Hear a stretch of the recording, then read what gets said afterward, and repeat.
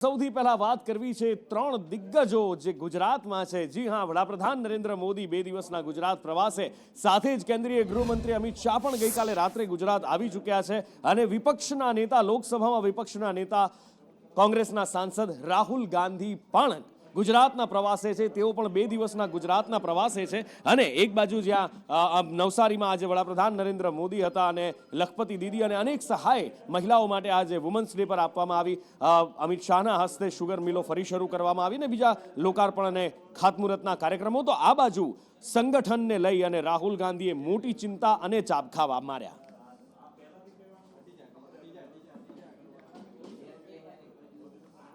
રાહુલ ગાંધીએ ગઈકાલે ગુજરાત કોંગ્રેસના નેતાઓ સાથે ચર્ચા કરી, બંધ બારણે બેઠક કરી અને અત્યાર સુધીનો જે ગણગણાટ સાંભળવા મળતો હતો એ ગણગણાટ રાહુલ ગાંધીના કાન સુધી પહોંચ્યો અને જ્યારે આજે રાહુલ ગાંધીએ સભા સંબોધી તો મોટો ઘટસ્ફોટ, મોટો ધડાકો થયો। પ્રતિક મારી સાથે છે। પ્રતિક, ઘણા લાંબા સમયથી તમે કોંગ્રેસની બીટ સંભાળો છો। કોંગ્રેસના નેતાઓ જ્યારે પણ મળતા હોય તો એકાંતમાં, એટલે ઇન્ફોર્મલ રીતે, કેઝ્યુઅલ રીતે વાત કરતા હોય કે ઘણા બધા પોતાના જ સહયોગીઓ જે જૂથવાદ કરતા હોય અથવા તો પછી બીજા કોઈ પક્ષની સાથે મળેલા હોય, એ વાતો અત્યાર સુધી ગણગણાટ સ્વરૂપે હતી।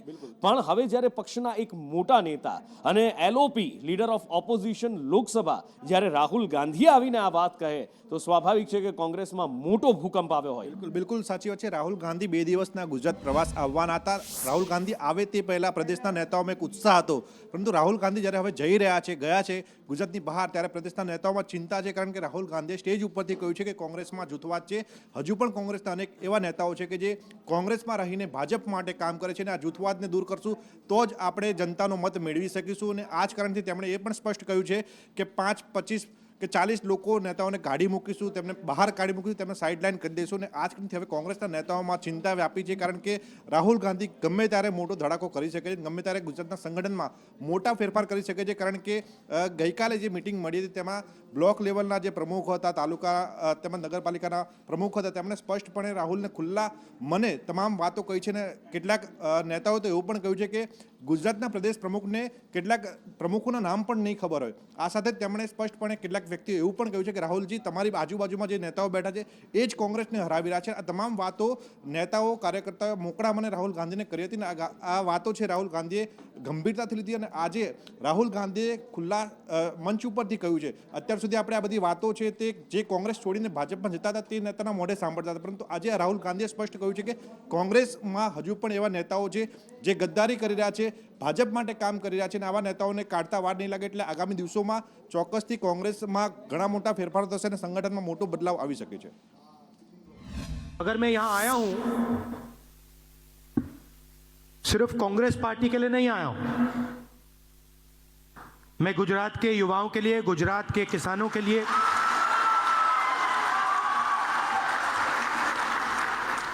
गुजरात के किसानों के लिए, युवाओं के लिए, जो छोटे बिजनेसमैन हैं उनके लिए, जो मेरी बहनें हैं उनके लिए आया हूं। कांग्रेस पार्टी में नेताओं की कमी नहीं है। District level, block level, senior level नेता हैं, बबरशेर हैं, मगर पीछे से चेन लगी हुई है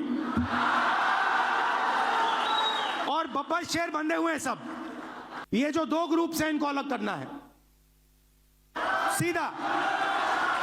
अगर हमें सख्त कार्रवाई करनी पड़ी, 10, 15, 20, 30, 40 लोगों को निकालना पड़ा, निकाल देना चाहिए।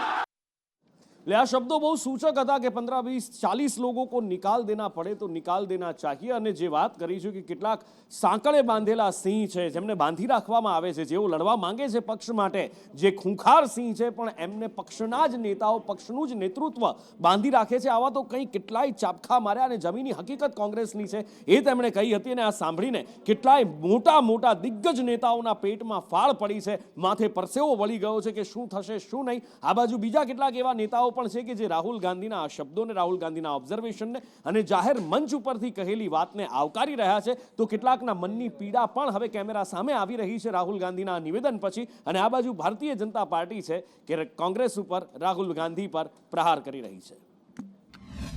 રાહુલ ગાંધીએ તેમની 2 દિવસની મુલાકાત દરમિયાન વાસ્તવિકતા સ્વીકારી છે અને કહ્યું છે કે હજુ પણ કોંગ્રેસમાં એવા નેતાઓ છે કે જે ભાજપનું કામ કરી રહ્યા છે. આપણી સાથે સાંસદ ગનીબેન ઠાકોર છે. ગનીબેન, રાહુલ ગાંધીએ આજે વાસ્તવિકતા સ્વીકારી છે અને કહ્યું છે કે આવા નેતાઓને દૂર કરવા પડશે. શું કહેશો? જાહેર સ્ટેજ ઉપરથી જ આજે કાર્યકર્તાઓને સંબોધતા રાહુલજીએ જ્યારે કહ્યું હોય ત્યારે એમને એમ કહ્યું કે ચૂંટણી જીતવું એ મારું વિઝન નથી, પણ પક્ષમાં રહીને જે પક્ષને નુકસાન કરતા હોય, વ્યક્તિને નુકસાન કરતા હોય, એના કરતાં અનેક ગણું ગુજરાતની પ્રજાને નુકસાન થાય છે કે જે વર્ષોથી કોંગ્રેસ સાથે સંકળાયેલી છે. એક વાત ચોક્કસ છે કે ભારતીય જનતા પાર્ટી એ લોકપ્રિયતા માટે થઈને નથી જીતતી, કામો થકી નહીં જીતતી, પણ સામ દામ દંડ ભેદની રાજનીતિ જે કરોડો અરબો રૂપિયા જે તમામ ક્ષેત્રની અંદર જે ખર્ચવાના હોય એ ખર્ચીને સત્તા સ્થાને આવે છે.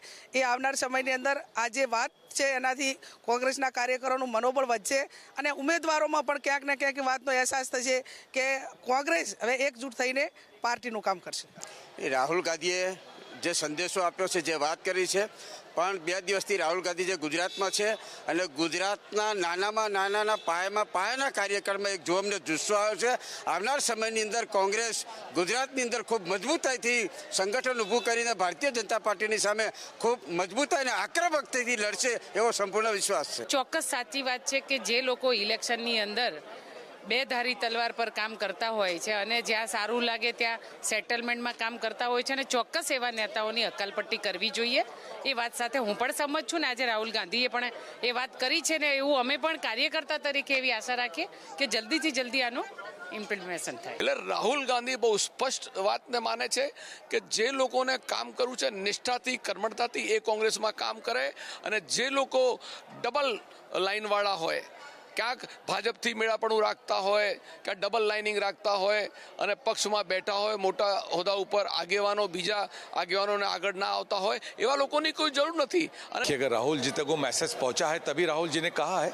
कल विस्तारित रूप से सभी लोगों से बातचीत की है और जो भी उन्हें समझ में आया है और चीज़ उनकी जानकारी में है, मुझे लगता है ऐसा कुछ हो रहा हो तो उस पर कार्रवाई पार्टी ज़रूर करेगी, जैसा उन्होंने अपने भाषण में भी कहा है. और मैं समझता हूँ कि इस बार राहुल जी का एक रूप और एक नेतृत्व की क्षमता गुजरात देखेगा और संगठन को मजबूत होंगे. राहुल जी ने कहा कि ऐसे बहुत नेता हैं, कार्यकर्ता हैं जो बंधे हुए हैं, तो कहीं ना कहीं हम भी बंधे हुए हैं क्योंकि हमारे को रोकने के लिए बहुत ऐसे लोग बैठे हुए हैं जो नहीं चाहते कि हम लोग फोर फ्रंट पे आएँ. ये मैं इस माध्यम से कहना चाहूँगी और मैं आग्रह करती हूँ राहुल जी को कि आप पहचानिए कि कौन वो ऐसे लोग हैं जो सही लोगों को आपकी पार्टी के साथ जुड़ने नहीं देते हैं, जो ईमानदार लोगों को.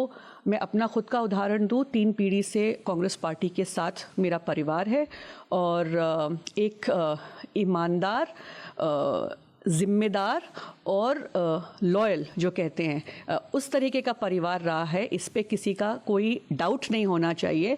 हम लोग चाहते हैं कि हम शिद्दत से, मेहनत से कांग्रेस पार्टी के लिए काम करें, पर आज यही कहना चाहूँगी कि हम लोगों को मौका नहीं दिया जा रहा है. तो आज जो राहुल जी ने कहा उससे बड़ी प्रेरणा मिलती है और मैं उम्मीद रखती हूँ कि राहुल जी पहचानेंगे. अपने पार्टी के ऊपर और जनता के ऊपर या संवैधानिक संस्थाओं के ऊपर या मीडिया के ऊपर दोषारोपण करते करते वो अपने लोगों पर भी दोषारोपण करने लगे.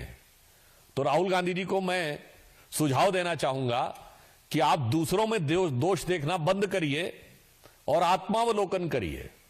You do the self introspection, तो आपको समझ में आएगा कि बुरा जो देखन मैं चला, बुरा न मिलिया कोई, जो दिल खोजूं आपना, मुस्सा बुरा न कोई. આ બાજુ વડાપ્રધાન નરેન્દ્ર મોદી ગઈકાલથી જ ગુજરાતમાં છે. સેલવાસા ગયા અને ત્યાંથી સીધા જ સુરત પહોંચ્યા હતા.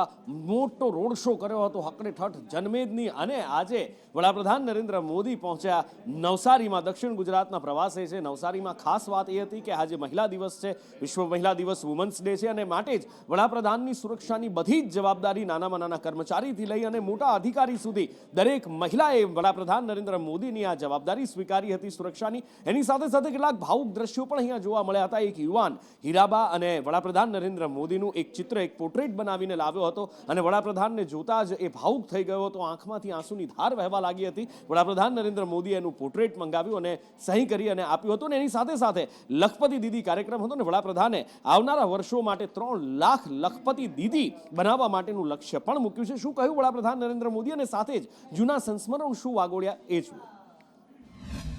हमने करोड़ों महिलाओं के बैंक खाते खुलवाकर उन्हें बैंकिंग की व्यवस्था से जोड़ा. हमने उज्ज्वला सिलेंडर देकर उन्हें धुएं जैसी तकलीफों से भी बचाया. कामकाजी महिलाओं को पहले गर्भावस्था में सिर्फ 12 हफ्ते की छुट्टी मिलती थी, 12 अठवाडिया. सरकार ने इसे भी बढ़ाकर 26 हफ्ते कर दिया, 26 अठवाडिया.